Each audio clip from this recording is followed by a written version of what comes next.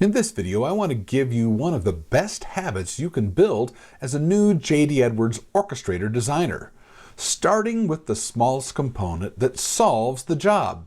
This sounds simple, but it can save you a lot of time, a lot of frustration, and a lot of rework.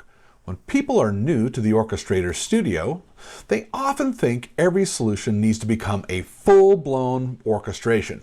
That is usually not true. A lot of the time, what you really need is just one well-designed component.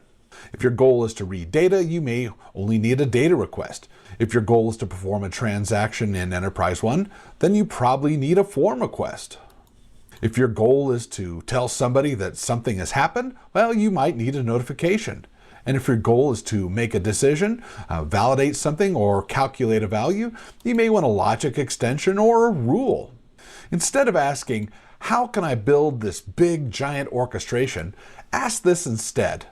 What is the smallest object within an orchestration that can do this job correctly? That one question can completely change your design approach.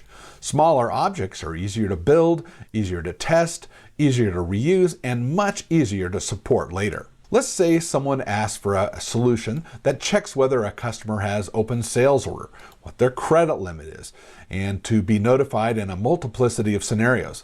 A new designer must think, I need a complex orchestration. So maybe we want to start with simply one task of the entire ask. If all you need to do is return data, then data request might be enough to get started and test. Thinking small makes orchestration development that much simpler.